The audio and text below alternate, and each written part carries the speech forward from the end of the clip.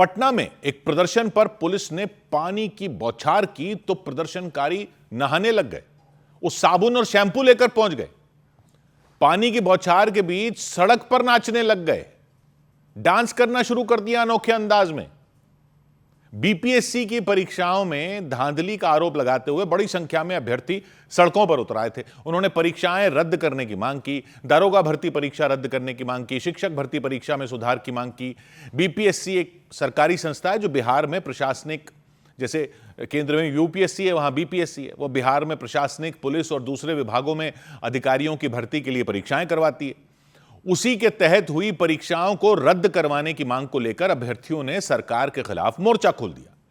पटना के गांधी मैदान से मुख्यमंत्री आवास के घेराव के लिए मार्च निकाला। रास्ते में पुलिस ने उन्हें रोक दिया। इस पर प्रदर्शनकारी भड़क गए, बैरिकेडिंग लगी थी उसको तोड़ते हुए डाक बंगला चौराहे पर पहुंच गए। वहां पुलिस से भिड़ गए, उनमें कहासुनी हो गई, हाथापाई हो गई, धक्का मुक्की हो गई, मारपीट की नौबत आ गई। पुलिस ने समझाने की कोशिश की, हालात जस के तस बने रहे।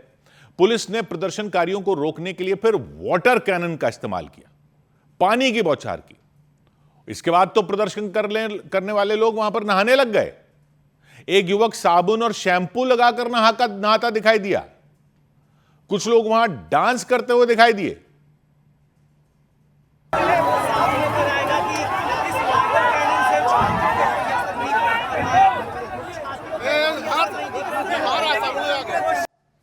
हालात बिगड़े तो पुलिस ने प्रदर्शनकारियों को खदेड़ना शुरू कर दिया, उन पर लाठीचार्ज कर दिया, दौड़ा दौड़ा कर उन्हें पीटना शुरू कर दिया। भगदड़ जैसे हालात बन गए। कुछ लोगों को पुलिस ने पकड़ लिया। एक महिला तो पुलिस वालों से ही भिड़ गई। पूरी फौज हमें रोक नहीं पा रही है, पूरी फौज कमजोर पड़ गई। एक अकेले लड़की को ले जाने के लिए पूरी फौज है। प्रदर्शन कर रहे लोगों ने 70वीं बीपीएससी परीक्षा को पूरी तरह रद्द करने की मांग की। उन लोगों ने आरोप लगाया बीपीएससी के तहत हुई परीक्षाओं में गड़बड़ी हुई, धांधली हुई। प्रदर्शनकारियों ने मांग की कि परीक्षा रद्द की जाए, नए सिरे से परीक्षा करवाई जाए। बिहार दरोगा 1799 की जो बहाली आई थी वो पूर्ण रूप से निरस्त की जाए और पीटी और मेंस दोबारा ली जाए। सर बहुत ज्यादा गड़बड़ी हुई सर, हम लोग के पास पूरा प्रूफ है और हम लोग कोर्ट के चक्कर काट रहे। सरकार काफी देर तक सड़क पर हंगामा होता रहा, अफरा तफरी मची रही। पुलिस ने बाद में कुछ प्रदर्शनकारियों को हिरासत में ले लिया। खबर है कि प्रदर्शनकारियों की तरफ से पुलिस पर पथराव किया गया, उसमें कुछ पुलिस वाले घायल हो गए। वो पटना में ही अभ्यर्थियों के बाद किसानों ने भी बिहार सरकार के खिलाफ मोर्चा खोल दिया। सरकार की सैटेलाइट टाउनशिप प्रोजेक्ट के विरोध में किसानों ने वहां प्रदर्शन किया। प्रोजेक्ट के लिए भूमि अधिग्रहण हो रहा है, उसका विरोध किया। बड़ी संख्या में किसान सड़क पर उतर आए। पुलिस ने रोका तो धरने पर बैठ गए, सड़क पर जैम लग गया, अफरा तफरी मच गई। बिहार सरकार ने राज्य में 12 सैटेलाइट टाउनशिप बनाने का फैसला लिया है। इसके तहत सरकार बड़े शहरों के पास एक नया और आधुनिक शहर बसाएगी ताकि बड़े शहरों में आबादी के बढ़ते बोझ को कम किया जा सके, ट्रैफिक को कम किया जा सके, प्रदूषण को कम किया जा सके। लेकिन किसानों का कहना है सरकार उनकी खेती वाली जमीन पर टाउनशिप बनाने की तैयारी में है। तो विरोध जताने के लिए बड़ी संख्या में किसानों ने सड़क पर हंगामा कर दिया, बवाल कर दिया। मुख्यमंत्री आवास घेरने की जिद पर अड़ गए। पुलिस ने रोका तो प्रदर्शन कर रहे लोग धरने पर बैठ गए, नारेबाजी करने लगे, सरकार के खिलाफ आवाज बुलंद करने लगे।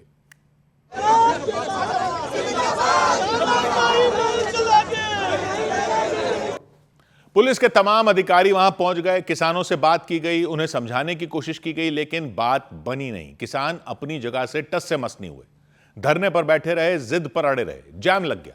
हंगामा बढ़ा तो पुलिस ने किसानों को उठाना शुरू किया। एक एक करके पुलिस के अधिकारी और जवान किसानों को उठाने में जुट गए। कुछ किसानों को पुलिस ने सड़क से हटा दिया और जो नहीं माने उन्हें हिरासत में ले लिया, जबरदस्ती पुलिस की गाड़ी में बैठा दिया।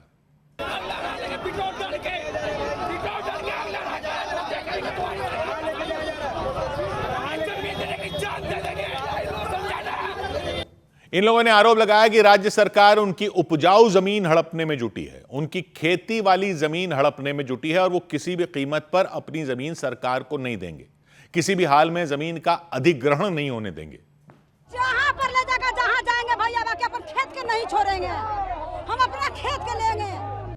काफी देर तक ये प्रदर्शनकारी किसान जो थे, इन्होंने सड़क पर हंगामा किया, बवाल किया। हालांकि बाद में पुलिस ने प्रदर्शन कर रहे किसानों को समझाकर वहां से हटा दिया। उधर मध्य प्रदेश के भोपाल में प्रदर्शनकारी धरना दे रहे थे तो उनको जबरन अस्पताल ले जाया गया। मध्य प्रदेश की राजधानी भोपाल में अनशन पर बैठे नरेंद्र राजपूत नाम के एक व्यक्ति को एम्बुलेंस से अस्पताल ले जाया गया। पुलिस पर उन्हें जबरन उठाने का आरोप लगा। नरेंद्र राजपूत समेत कई अभ्यर्थी टीचर भर्ती में पदों की संख्या बढ़ाने को लेकर नीलम पार्क इलाके में धरने पर बैठे थे। जम्मू कश्मीर के पुलवामा और शोपियां में सुरक्षा बल के जवानों ने आतंकियों की मदद करने के आरोप में 10 लोगों को गिरफ्तार करने का दावा किया। तलाशी के दौरान उनके पास से हथियार मिलने का भी दावा किया गया। इस कार्रवाई के बाद पूरे इलाके में सर्च ऑपरेशन तेज कर दिया गया। सुप्रीम कोर्ट ने तहलका मैगजीन के पूर्व संपादक और रेप केस में दोषी तरुण तेजपाल को 2 हफ्ते में सरेंडर करने का आदेश दिया। उन्होंने अपनी याचिका में सरेंडर से छूट दिए जाने की मांग की थी। 4 अगस्त को बॉम्बे हाईकोर्ट ने उन्हें रेप केस में 10 साल की सजा सुनाई थी और सरेंडर करने के लिए 4 हफ्ते का समय दिया था। इधर देश के अलग अलग हिस्सों से छात्रों के प्रदर्शन की खबरों के बीच मध्य प्रदेश के बड़वानी में भी एक स्कूल के बच्चे सड़कों पर उतर आए, टीचरों पर बदसलूकी का आरोप लगाते हुए। स्कूल में सुविधाओं की कमी का मुद्दा उन्होंने उठाया। बड़वानी में एक जगह है जामली, बड़वानी जिला मुख्यालय से करीब 65 किलोमीटर दूर है। वहां एकलव्य आदर्श विद्यालय नाम का सरकारी स्कूल है। उसी स्कूल के बच्चे डीएम से मिलने के लिए सड़कों पर पैदल निकल पड़े। तय किया कि 65 किलोमीटर पैदल मार्च करेंगे और जिला मुख्यालय पर पहुंचकर डीएम से मुलाकात करेंगे, अपनी मांगें उन्हीं के सामने रखेंगे। हालांकि पुलिस प्रशासन ने बच्चों को स्कूल से 18 किलोमीटर दूर रोक लिया। आगरा मुंबई नेशनल हाईवे पर सेंधवा नाम की जगह पर उनको रोक लिया, लेकिन इसके बाद बच्चे सड़क पर बैठ गए, हाईवे को घेर लिया, जाम लगा दिया, जिद पर अड़ गए कि बड़वानी की डीएम जयंती सिंह को उनसे मिलने नहीं, वहीं पर आना होगा। धरने पर बैठे छात्रों ने नारेबाजी भी की।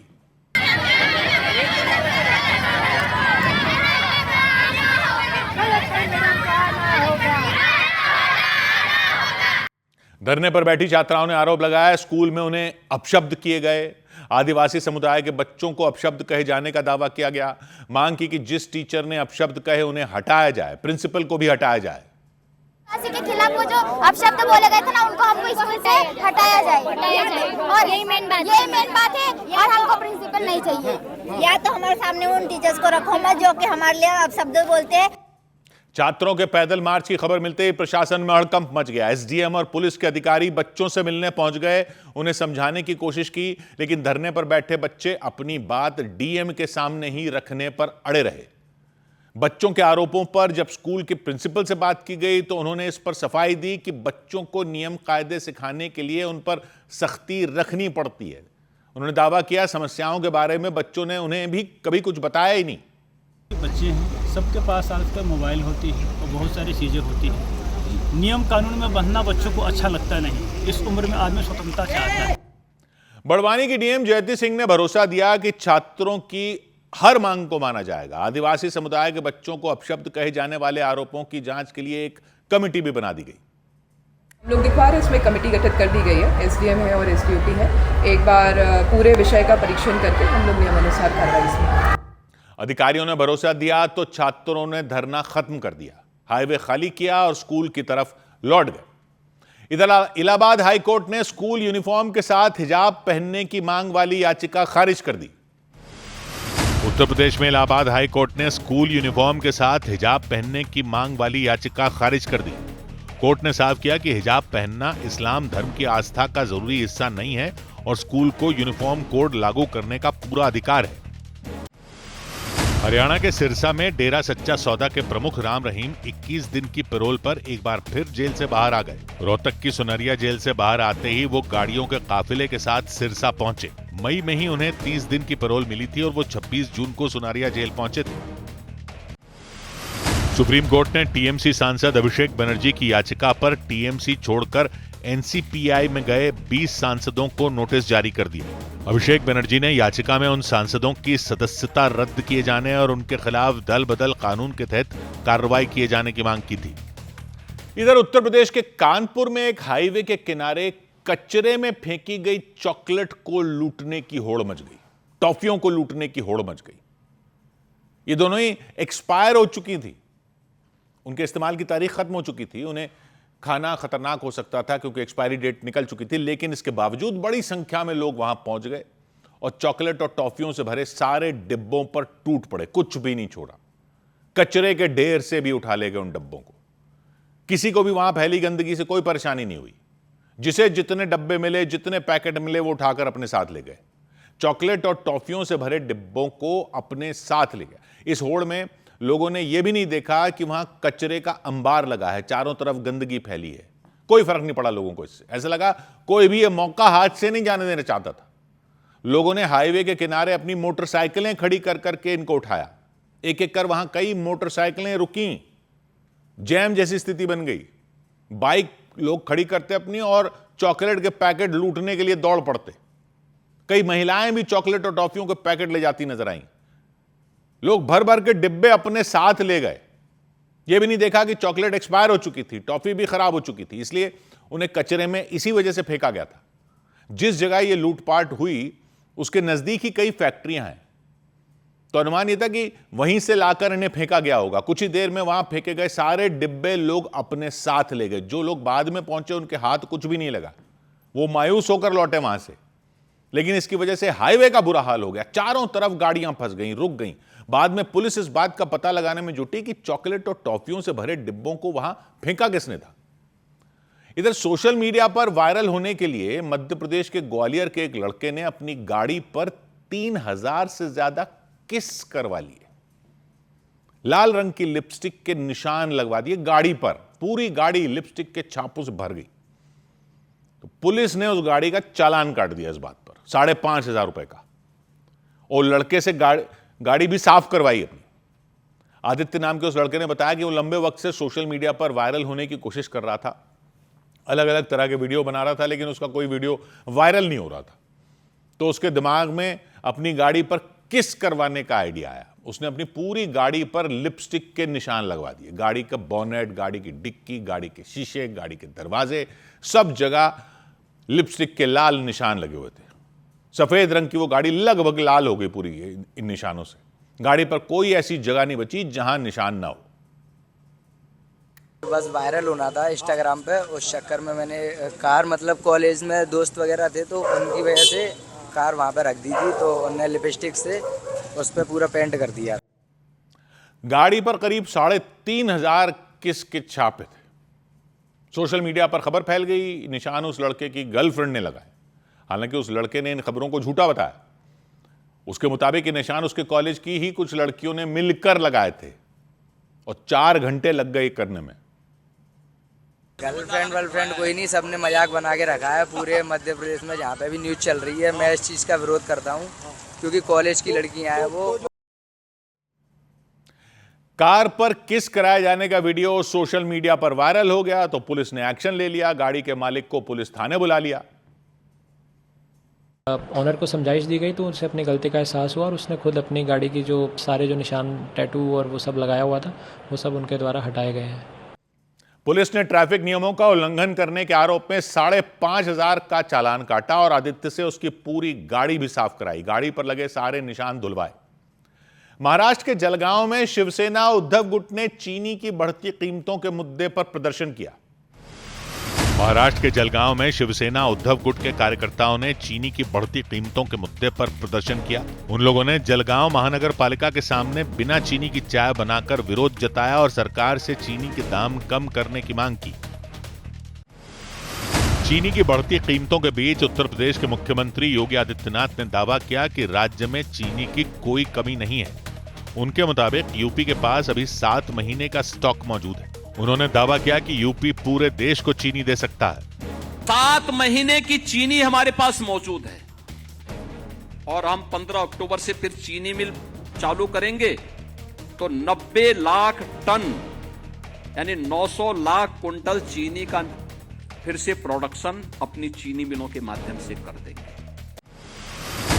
प्याज की बढ़ती कीमतों के बीच सरकार ने लोगों को राहत देने के लिए 35 रुपए प्रति किलो की दर से प्याज बेचने का फैसला लिया। केंद्रीय भंडार की दुकानों पर प्याज बेचा जाएगा। इसके लिए कांदा एक्सप्रेस के जरिए करीब 800 मीट्रिक टन प्याज दिल्ली पहुंचेगा। उधर कर्नाटक के मंड्या में बीजेपी के एक विधायक की बेटी ने एक पुलिसकर्मी को चांटा जड़ दिया। जवाब में पुलिसकर्मी ने भी विधायक की बेटी पर हाथ उठा दिया, थप्पड़ मार दिया उन्हें। कुछ दिन पहले यह हुआ, लेकिन सीसीटीवी वीडियो मिला। कर्नाटक के तुमकुर ग्रामीण विधानसभा क्षेत्र से एमएलए हैं बीजेपी नेता बी सुरेश गौड़ा। उनकी बेटी का नाम ऐश्वर्या है। वो मंड्या जिले में श्रीरंगपट्टन इलाके के एक मंदिर में दर्शन के लिए पहुंची थी। परिवार के भी कुछ लोग उनके साथ थे। सभी लोग लाइन में लगे थे। तभी ऐश्वर्या की किसी बात को लेकर पुलिस वालों से बहस हो गई। वो मंदिर की सुरक्षा में तैनात पुलिस वालों पर बुरी तरह नाराज दिखी। इसी बीच उन्होंने सविता बी पाटिल नाम की सब इंस्पेक्टर को थप्पड़ मार दिया। पुलिसकर्मी को चांटा पड़ा तो आसपास मौजूद लोग चौंक गए, सन्न रह गए, माहौल गर्मा गया। हालांकि सब इंस्पेक्टर ने भी पलटवार करने में देर नहीं लगाई।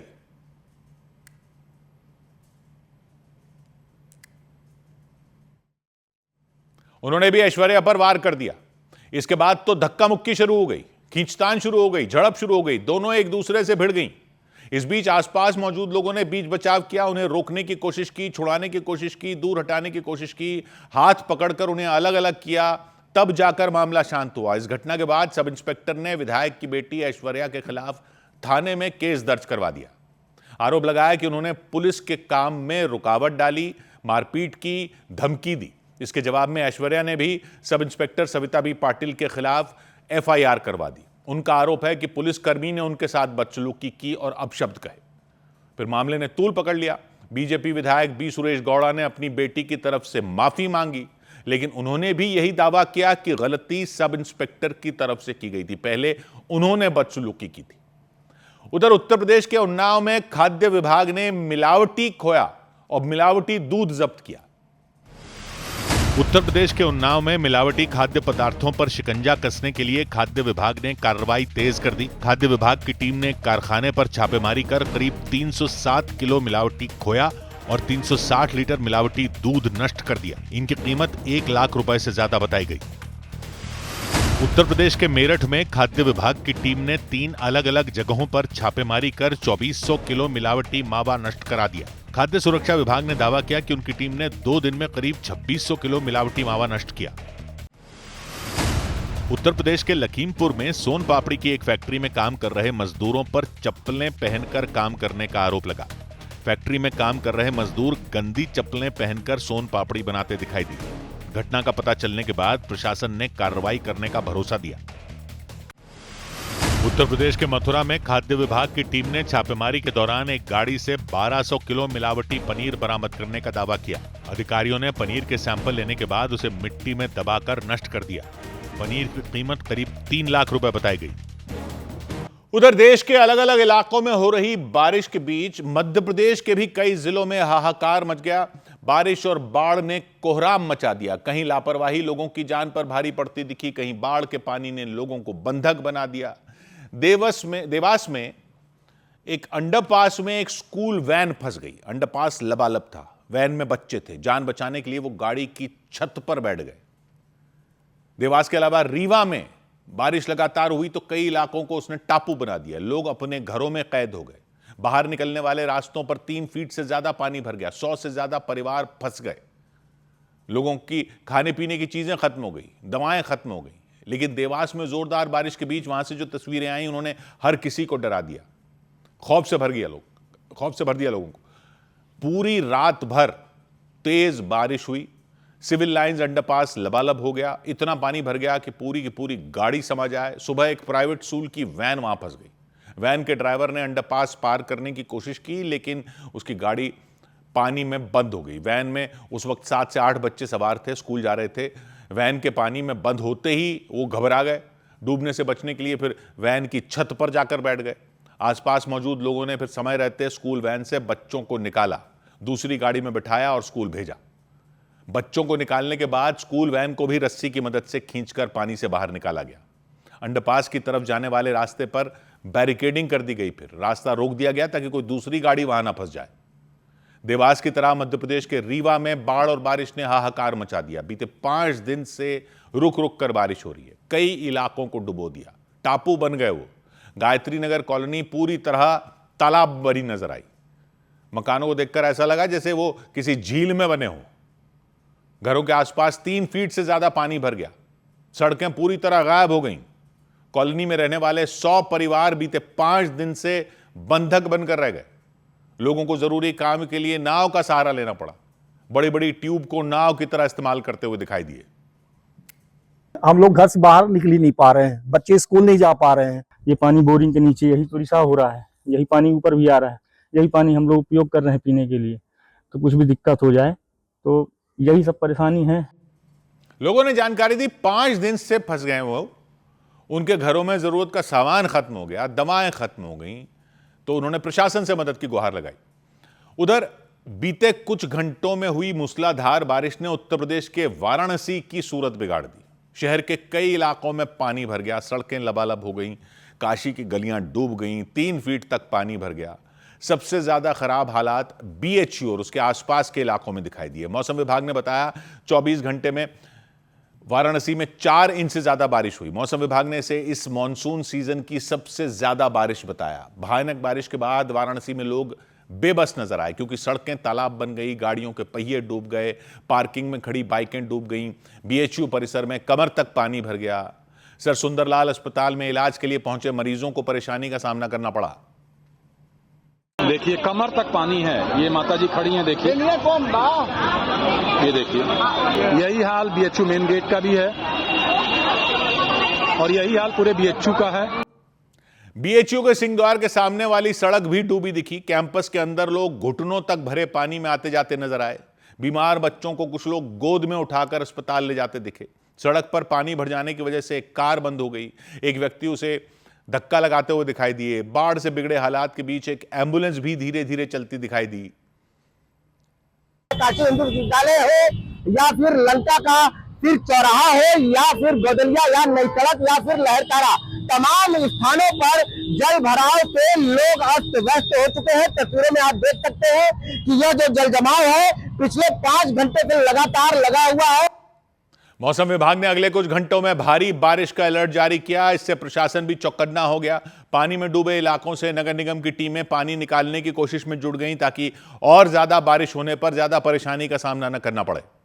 इधर दिल्ली में लगातार दूसरे दिन भारी बारिश से कई इलाकों में घुटनों तक पानी भर गया। दिल्ली में लगातार दूसरे दिन हुई भारी बारिश के बाद एम्स और उसके आसपास के इलाकों में लोगों के घुटनों तक पानी भर गया। सड़कों पर जल भराव के कारण गाड़ियां रेंगती नजर आईं।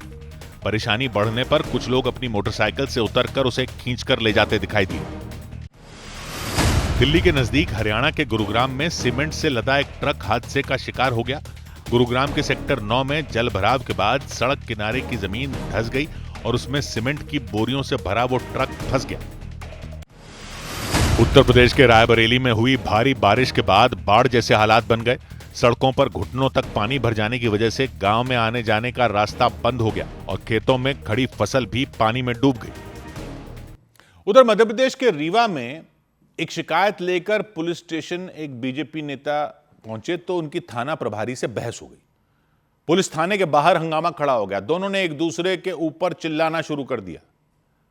बीजेपी नेता बंसीलाल साहू, उन्होंने आरोप लगाया उनकी शिकायत लेने के बजाय उनसे बदतमीजी की गई, तू तड़ाक करके बात की गई, FIR करने की धमकी दी गई। दूसरी तरफ थाना प्रभारी विजय सिंह ने भी बीजेपी नेता पर आरोप लगाया। उनके मुताबिक बीजेपी नेता जानबूझकर पुलिस थाने के बाहर हंगामा कर रहे थे। उनकी शिकायत नोट कर ली गई थी। इसके बाद भी वो धरने पर बैठ गए। जैसे ही वो धरने पर बैठे, थाना प्रभारी वहां पहुंच गए। उन्होंने बीजेपी नेता के सिर पर हाथ मारा, उन्हें वहां से उठने का इशारा किया। करो ना, आवेदन ले लिया, जांच होगा, कार्रवाई चालू रहेगी। मैंने सब सुन लिया है, ये कोई तरीका नहीं है। आवेदन ये कोई तरीका नहीं है। इसके बाद थाना प्रभारी और बीजेपी नेता के बीच बहस शुरू हो गई। बीजेपी नेता बार बार एक ही बात दोहराते रहे कि वो शिकायत लेकर पुलिस थाने आए थे, लेकिन वहां मौजूद पुलिसकर्मियों ने शिकायत लेने से मना कर दिया। जबकि थाना प्रभारी का कहना था कि उन्होंने बीजेपी नेता से फोन पर बात की थी, उन्हें शिकायत लेने का आश्वासन भी दिया था, लेकिन इसके बावजूद वो धरने पर बैठ गए। आवेदन देने आया था। ये कहते हैं आपका आवेदन कोई नहीं लेकर निकलो यहाँ से, तो मैं क्या करूँ? आवेदन मैंने बोल दिया, मैंने बोला था आवेदन दिलवाना। जब तू मेरे को फोन लगाना तेरे को, जब तेरी मेरे से बात है, तुझे बात, जब तेरी मेरे से बात हुई, मैंने तेरे को प्रॉमिस किया कि तेरा आवेदन दे। आपका आवेदन तेरे को क्या तू बैठेगा यहाँ पे? नौटंकी नहीं बोलेगा क्या? नौटंकी नहीं बोल रहे हमारे साथी नौटंकी कर रहा है तो तू कर ले, मैं देखता हूँ आगे क्या होता है। इतनी ज्यादा बात बढ़ गई कि थाना प्रभारी विजय सिंह ने बंसीलाल साहू को धमकी दे दी, उनके खिलाफ FIR करने की धमकी दे दी। एक नाम क्या तेरा? बंसीलाल साहू। बंसीलाल साहू, मैं तेरे खिलाफ मुकदमा कर दे रहा हूँ अभी, फिर मैं बताता हूँ तेरे को, फिर मैं देखता हूँ तू अपने खिलाफ वो करता है। इनको भी तो सर किसने बोला था? तो यहाँ क्यों बैठा तुम यहाँ पे? ये जब भगाए तब तो बैठे ना तो भाग जाओ तुम, भाग जाओ। बंसीलाल साहू कई लोगों के साथ पहुंचे थे। पुलिस थाने के बाहर कई लोग खड़े नजर आए। उनमें एक व्यक्ति ने थाना प्रभारी के बात करने के तरीके पर सवाल उठाए, जिसके बाद तो वो और भड़क गए, जोर जोर से चिल्लाने लग गए। एक मिनट, रिस्पेक्ट की बात तो सिर्फ की जाएगी जो रिस्पेक्ट करेगा। तुम कानून की रिस्पेक्ट कर रहे हो क्या? ये कानून की रिस्पेक्ट कर रहे हो क्या तुम? यहाँ पे आके बस बैठ गए। सुन लो, एक मिनट, भीड़ तंत्र नहीं है। थाना प्रभारी इस कदर भड़क गए कि उन्होंने थाने के बाहर खड़े लोगों को धमकाना शुरू कर दिया। उन्होंने धमकी दी वो एक एक व्यक्ति के खिलाफ FIR दर्ज कर लेंगे। ये आवेदन लेके घूम रहे हैं, पावती लेके घूम रहे हैं, फिर भी यहाँ बैठ रहे हैं। जब अपन लोग फिर भी यहाँ बैठ रहे हो, अपन लोग एक एक आदमी के खिलाफ मुकदमा कायम करूंगा, यहाँ रख लेना। इतना सब होने के बाद भी हंगामा नहीं थमा। पुलिस और बंसीलाल साहू के बीच बहस होती रही। दोनों एक दूसरे पर चिल्लाते रहे, आरोप लगाते रहे। यार तुम यहाँ बैठ गए और मजाक बना रहे हो। सर हमारा काम है, हम लोग के लिए थाना सुनवाई नहीं होगी। नीचे नहीं बैठना है। आवेदन लेने के बाद भी आप बैठे। वहाँ से बोलेंगे कि नहीं बैठ जाएंगे तो यहीं पे बैठेंगे सर। फोन मुझे लगाए थे कि सख्त लगाए थे, तो आपको मदद के लिए लगा भैया दोबारा क्यों नहीं लगा? काफी देर के बाद आखिरकार मामला शांत हुआ। पुलिस ने बंसीलाल साहू का आवेदन लिया और उन लोगों को वहां से भेज दिया। पुलिस के मुताबिक उसने आइसक्रीम के एक ठेले पर छापेमारी की थी। वहां कप सिरप की 12 शीशियां मिली थी, जिसके बाद ठेले वाले को हिरासत में ले गया। बीजेपी नेता ठेले वाले के परिवार के साथ पुलिस थाने पहुंचे थे। उन्होंने दावा किया कि वो ठेले वाले निर्दोष हैं और कुछ लोग पुरानी दुश्मनी निकालने के लिए उन्हें फंसा रहे हैं। इधर मध्य प्रदेश के मंदसौर में एक कुत्ता जिला अस्पताल से गहनों से भरा एक बैग लेकर भाग गया। कुत्ते ने अपने मुंह में बैग दबाया और फिर अस्पताल से निकल गया। किसी को इसकी भनक तक नहीं लगी। जिस महिला का वो बैग था, उन्होंने हंगामा कर दिया। उन्होंने दावा किया बैग में उनके 4 लाख रुपए के गहने थे। वो सीधे पुलिस के पास पहुंच गई। महिला के मुताबिक उनका बेटा जिला अस्पताल में भर्ती है, उसका इलाज चल रहा है। इसी वजह से वो अपने बच्चे के साथ अस्पताल आई थी। उनका कहना है घर में चोरी होने का डर था, इसीलिए उन्होंने अपने सारे गहने एक बैग में रखे और उसे लेकर अस्पताल आ गई। लेकिन रात में उनका बैग जिला अस्पताल से गायब हो गया, गुम हो गया। गहनों से भरा बैग गायब हुआ तो महिला के हाथ पांव फूल गए। उनका कहना है गहनों के साथ बैग में कुछ पैसे भी रखे थे। वो तुरंत थाने पहुंच गई, पुलिस अधिकारियों को पूरी बात बताई। इसके बाद पुलिस ने उनके बैग को ढूंढना शुरू किया, बैग की तलाश शुरू की। अस्पताल में तलाशी अभियान चलाया गया। अस्पताल में CCTV कैमरों की फुटेज खंगाली गई। जांच के दौरान एक कुत्ता बैग को अस्पताल से बाहर ले जाता दिखाई दिया। सुबह 4 बजे जो है एक कुत्ता उसके अंदर आता हुआ दिखाई दिया, जो उस बैग को लेकर गया था। तो लताबाई से पूछताछ करने पर उनके द्वारा बताया गया कि इसमें बिस्किट और अन्य खाने का सामान भी रखा हुआ था। तलाशी के दौरान पुलिस को अस्पताल परिसर से लावारिस हालात में बैग मिल गया। बैग में रखा पूरा सामान सुरक्षित था, गहने सुरक्षित थे। पुलिस ने जरूरी कार्रवाई पूरी करने के बाद महिला को बैग सौंप दिया, वापस कर दिया। गहने और पैसे सुरक्षित मिलने पर महिला ने पुलिस का आभार जताया और पुलिस को धन्यवाद दिया। फिर उधर उत्तराखंड के पिथौरागढ़ में बारिश के दौरान पहाड़ का मलबा गिरने से मानसरोवर यात्रा मार्ग बंद हो गया। उत्तराखंड के पिथौरागढ़ में मानसरोवर यात्रा मार्ग पर पहाड़ का एक बड़ा हिस्सा अचानक टूटकर गिर गया। पहाड़ से बड़े बड़े पत्थर और मलबा आने से सड़क पूरी तरह बंद हो गई। इसके बाद सेना के लिए सड़क बनाने वाले संगठन BRO की टीम ने सड़क साफ करवाने का काम शुरू किया। हिमाचल प्रदेश के चंबा जिले के भरमौर में पहाड़ की चट्टानें खिसककर सड़क पर आ गईं। पहाड़ से अचानक पत्थर और मलबा गिरने लगा। इससे सड़क धंस गई और लोगों का वहां से गुजरना मुश्किल हो गया। जम्मू कश्मीर के रामबन में लगातार हो रही बारिश के बीच एक गांव में जमीन धंसने से कई मकानों में दरारें आ गईं। खतरे को देखते हुए प्रशासन ने वहां रहने वाले 10 से ज्यादा लोगों को सुरक्षित जगहों पर पहुंचाया। जम्मू कश्मीर के सांबा में बन रहे पुल का हिस्सा गिरने से एक मजदूर की मौत हो गई, जबकि 3 मजदूर बुरी तरह घायल हो गए। सभी मजदूर मलबे के नीचे दब गए। राहत और बचाव दल ने उन्हें तुरंत बाहर निकाला और अस्पताल में भर्ती करवाया। उधर अमेरिका ने ईरान को आर्थिक मोर्चे पर दुनिया से अलग थलग करने के लिए एक नया ऑपरेशन शुरू कर दिया। इस ऑपरेशन का नाम रखा गया ऑपरेशन इकोनॉमिक आउटकास्ट।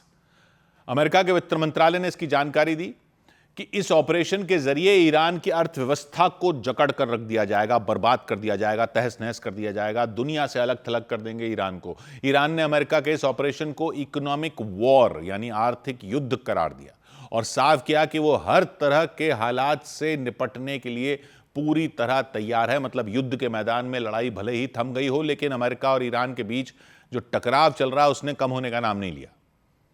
इस बार वो आर्थिक रण क्षेत्र में भिड़ने को तैयार दिखे। अमेरिका के वित्त मंत्री हैं स्कॉट बेसेंट। उन्होंने ईरान के खिलाफ ऑपरेशन इकोनॉमिक आउटकास्ट का ऐलान किया। उनके मुताबिक इस ऑपरेशन का मकसद है कि ईरान को ज्यादा से ज्यादा आर्थिक चोट पहुंचाई जाए, दुनिया के बाकी देशों से काट कर रख दिया जाए, अलग कर दिया जाए, अकेला कर दिया जाए, इतने प्रतिबंध लगा दिए जाएं कि वो किसी भी देश के साथ कारोबार ही न कर पाए। स्कॉट बेसेंट ने उन देशों को भी चेतावनी दी जो ईरान के साथ व्यापार करते आए हैं। उन्हें ईरान से दूरी बनाने की चेतावनी दी। Every country has a defined timeline to shut down activities we have identified. If they do not take action, we will do so unilaterally through Treasury authorities. America के वित्त मंत्री ने बताया कि ईरान को अलग थलग करने की कोशिश तेज कर दी गई। राष्ट्रपति डोनाल्ड ट्रंप ने इसके लिए कई देशों के नेताओं से फोन पर बात की, उनसे अपील की कि वो ईरान के साथ कोई बातचीत न करें, कोई समझौता न करें, कोई लेन देन न करें, कोई कारोबार न करें। The president is making phone calls to world leaders with specific requests to cease their interactions with the regime. America के ऑपरेशन इकोनॉमिक आउटकास्ट पर ईरान बुरी तरह भड़क गया। अंतर्राष्ट्रीय कानूनों के उल्लंघन का उसने आरोप लगाया। ईरान के विदेश मंत्रालय के मुताबिक अमेरिका जोर जबरदस्ती करके दुनिया के उन देशों पर दबाव बना रहा है जो ईरान के साथ कारोबार करते हैं, जो ईरान की धरती से निकलने वाला कच्चा तेल खरीदते हैं, गैस खरीदते हैं, दूसरी चीजें खरीदते हैं। ईरान ने साफ किया कि वो अमेरिका के किसी भी दबाव के आगे झुकने वाला नहीं, हर मोर्चे पर दुश्मन का मुकाबला करने के लिए तैयार खड़ा है। उधर न्यूज एजेंसी रॉयटर्स ने रिपोर्ट दी कि गाजा में सीज फायर होने के बावजूद इजरायल ने एक बार फिर वहां हमला कर दिया, भीषण हमला किया और इसमें एक बच्चे समेत 2 लोगों की मौत हो गई, कई लोग बुरी तरह घायल हो गए। गाजा के देर अल बला इलाके में हमला किया गया। इजरायल का आरोप है उस इलाके से ड्रोन भेजे गए थे, निगरानी के लिए गुब्बारे भेजे गए थे। इजरायल का दावा है देर अल बला में इजरायल के खिलाफ बड़े हमले की साजिश रची जा रही थी, इसीलिए उसकी सेना ने वहां पहले ही जोरदार एयर स्ट्राइक कर दी। एक इमारत को निशाना बनाकर उस पर 2 मिसाइलें गिरा दी और जबरदस्त धमाका हुआ।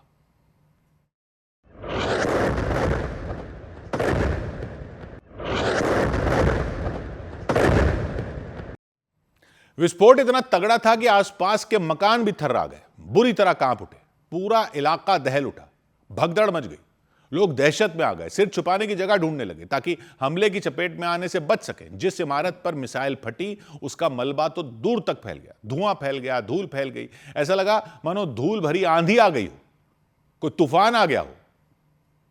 यह हवाई हमला गाजा पट्टी के बीचों बीच मौजूद देर अल बला इलाके में किया गया। यह वही इलाका है जहां शरणार्थियों के लिए बड़े पैमाने पर कैंप बनाए गए हैं और इजरायल से दागी गई वो मिसाइलें उन कैंपों के नजदीक ही फटी।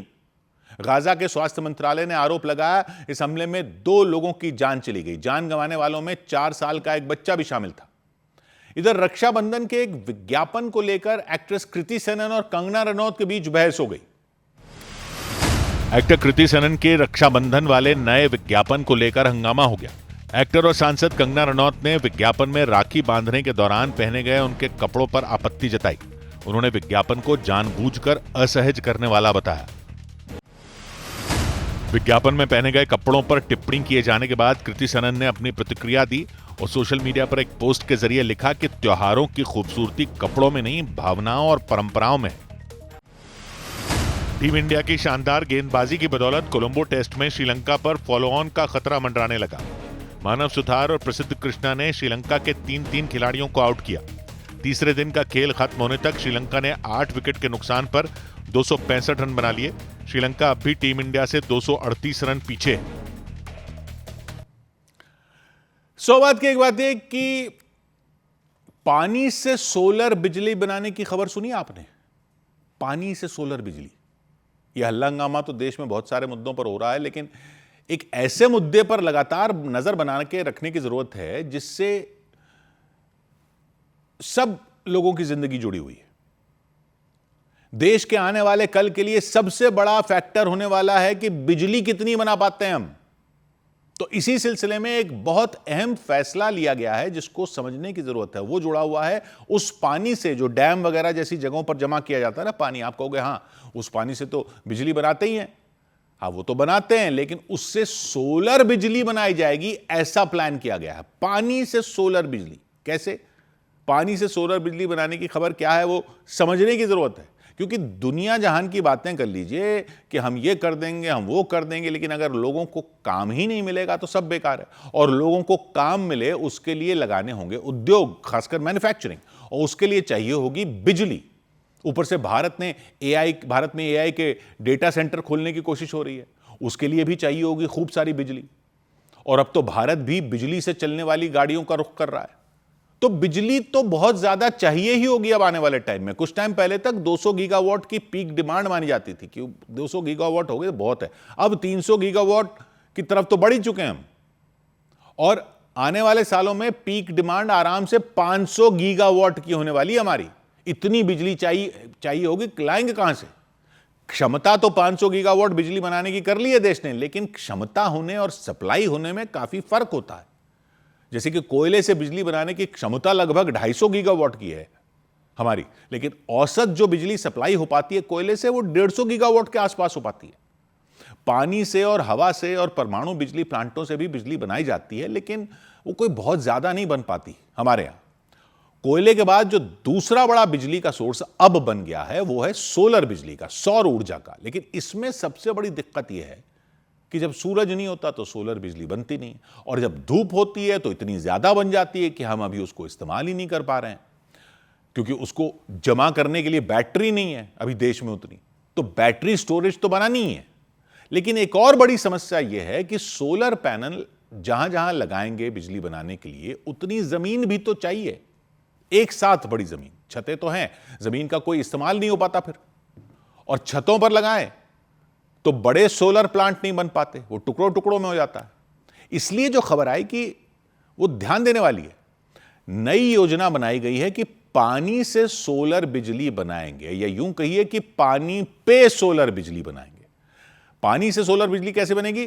खबर यह है कि केंद्र सरकार पानी के ऊपर तैरने वाले सोलर पैनल लगाने की योजना बना रही है।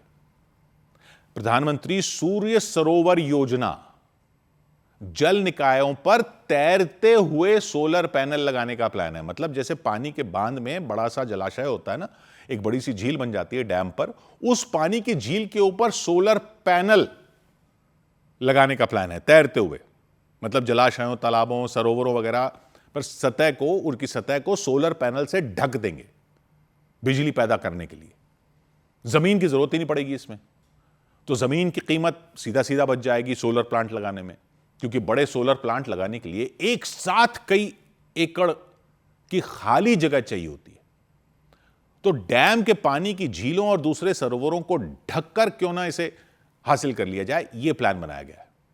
सिंगापुर वगैरह कई देशों ने यह समंदर के पानी पर करने की सोची थी, क्योंकि समंदर की सतह जितना बड़ा एरिया और कहां मिलेगा। लेकिन समंदर की प्रॉब्लम यह होती है कि तैरते हुए सोलर पैनल तो लगा दो, लेकिन समंदर की सतह पर बहुत हलचल रहती है। सोलर पैनल ऊपर नीचे डोलते रहते हैं, उथल पुथल मची रहती है समंदर में। डैम के जलाशयों में यह दिक्कत नहीं होती। सरोवरों और झीलों में भी पानी शांत रहता है अमूमन। तो कैबिनेट ने 5070 करोड़ रुपए का बजट रखा है इसमें। राष्ट्रीय सौर ऊर्जा संस्थान का अनुमान है कि भारत के जलाशयों में कुल 102 गीगावाट बिजली बनाने की संभावना छिपी है। पारंपरिक सोलर पार्क के लिए बड़ी बड़ी जमीनें जुटानी पड़ती हैं, पानी की सतह पर लगाने से जमीन पूरी तरह बच जाएगी। और सबसे बड़ी बात यह कि पैनल पानी पर होंगे तो पानी की ठंडक में वो 2 से 8% तक ज्यादा बिजली देते हैं जमीन के मुकाबले। साथ ही जलाशय से या झील से पानी उड़ना भी कम हो जाता है धूप में।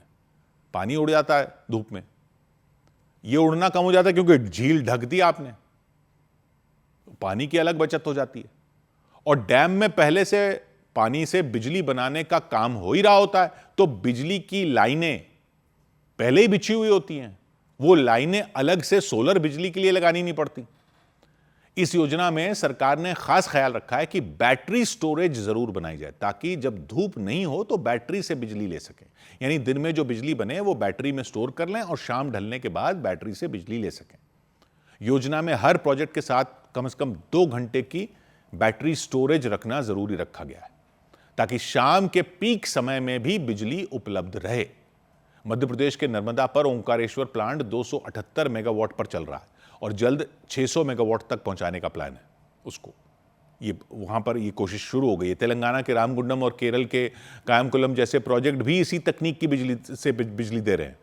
यानी तकनीक सफल है, टेस्ट हो चुकी है, काम कर रही है, लेकिन बड़े पैमाने पर फैलाने के लिए इस पर जोर लगाना होगा। और इसमें चुनौतियां भी हैं, क्योंकि जमीन का खर्चा तो नहीं आता इसमें, लेकिन इसकी लागत जमीन वाले सोलर से 10-20% ज्यादा बैठती है। वो क्यों?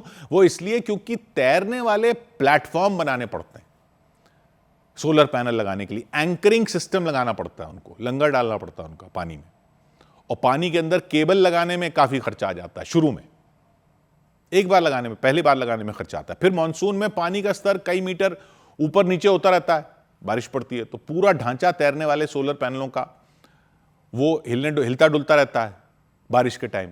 तो हवा की नमी से और जंग लगने से पैनल और बाकी उपकरण जल्दी खराब होने का भी खतरा रहता है।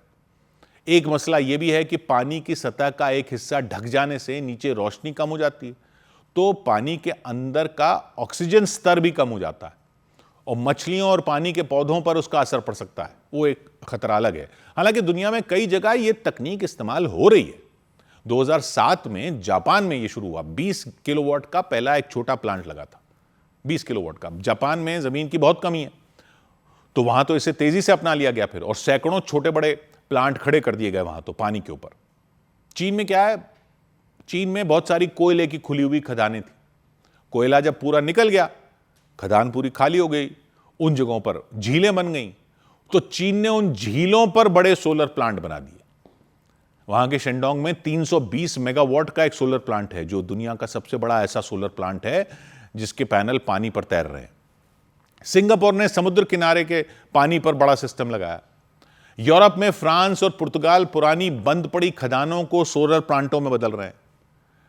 भारत के लिए यह रास्ता काफी कारगर इसलिए हो सकता है क्योंकि भारत में हजारों जलाशय हैं जहां साल भर पानी रहता है और जिनकी गहराई 3 से 30 मीटर के बीच है। तो अगर यह योजना सफल हो गई तो यह एक बहुत बड़ी पहल हो सकती है। इसलिए ऐसी खबरों पर नजर बना के रखने की जरूरत है। और कोई पूछे कि देश में क्या चल रहा है आजकल, तो बता देना उसको कि बहुत कुछ तो हो ही रहा है। पानी से भी सोलर बिजली बनाने की प्लानिंग चल रही है। 100 बात की एक बात। इधर रक्षा मंत्रालय ने डीआरडीओ की मिसाइल तकनीक निजी रक्षा कंपनियों को देने की मंजूरी दे दी। रक्षा मंत्रालय ने सेना के लिए हथियार बनाने वाले संगठन डीआरडीओ की मिसाइल तकनीक देश में रक्षा क्षेत्र की प्राइवेट कंपनियों को देने की मंजूरी दे दी। सरकार के इस फैसले से प्राइवेट कंपनियां भी सेना के लिए मिसाइलें बना सकेंगी। महाराष्ट्र बीजेपी के प्रदेश अध्यक्ष रवींद्र चव्हाण ने मुंबई के अंधेरी ईस्ट में अखिल भारतीय कामगार कर्मचारी संघ के नए दफ्तर कार्गो ट्रांसपोर्ट ऑफिस का उद्घाटन किया। ये दफ्तर खासतौर पर ट्रांसपोर्ट से जुड़े कर्मचारियों को संगठित करने के लिए खोला गया। इधर उत्तर प्रदेश के मुजफ्फरनगर में एक तेज रफ्तार कार ने मोटरसाइकिल से जा रहे एक व्यक्ति को ऐसी टक्कर मारी कि बाइक सवार की मौत ही हो गई। रोंगटे खड़े कर देने वाली यह घटना दिल्ली देहरादून नेशनल हाईवे पर हुई। जावेद नाम के व्यक्ति अपनी बाइक से सड़क को पार कर रहे थे, उसी वक्त सामने से आ रही कार उनसे भिड़ गई, उन्हें रौंद दिया। घटना के बाद आसपास के लोग मदद के लिए आए, उन्हें तुरंत अस्पताल भिजवाया, लेकिन तब तक देर हो चुकी थी और तेज रफ्तार कार ने उनकी जान ले ली। जावेद सड़क पार कर ही रहे थे कि हरिद्वार की तरफ से आ रही कार की चपेट में आ गए।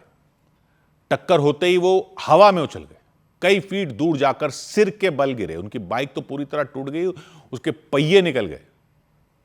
कार से टकराने के कारण उसमें चिंगारी निकली। बाइक कई बार घूमने के बाद बहुत दूर जाकर रुकी। जावेद के शरीर में कोई हलचल नहीं हुई। इसके बाद पीछे से आ रहा एक दूसरा मोटरसाइकिल वाला वहां रुका, उसने हाईवे से गुजर रहे कुछ और लोगों को रुकवाया, मदद की गुहार लगाई। तब तक किनारे पर खड़े कुछ लड़के मदद के लिए आ गए। उन्होंने आते ही जावेद को उठाने की कोशिश की, लेकिन वो नहीं उठे। उन्होंने पुलिस को खबर दी। थोड़ी देर में एक एम्बुलेंस वहां पहुंची। जावेद को फिर अस्पताल ले जाया गया, लेकिन उनकी जान नहीं बचाई जा सकी। इधर केंद्र सरकार ने गेहूं और उससे बने उत्पादों के निर्यात पर, एक्सपोर्ट पर 2022 में जो रोक लगाई थी वो हटा दी। केंद्र सरकार ने गेहूं और गेहूं से बनने वाले दूसरे उत्पादों के निर्यात पर लगी रोक हटाने का फैसला किया। गेहूं की बढ़ती कीमतों को कंट्रोल में करने के लिए केंद्र सरकार ने मई 2022 में इसके निर्यात पर प्रतिबंध लगा दिया था। अमेरिका ने ईरान पर बाजार की उम्मीदों से कम प्रतिबंध लगाए। इस वजह से निवेशकों ने राहत की सांस ली। बैंकिंग, आईटी और फार्मा सेक्टर के शेयरों से बाजार को अच्छा सपोर्ट मिला। कारोबार बंद होने तक सेंसेक्स 286 अंकों की बढ़त के साथ 77,656 पर पहुंच गया। निफ्टी 115 अंकों की बढ़त के साथ 24,334 पर बंद हुआ।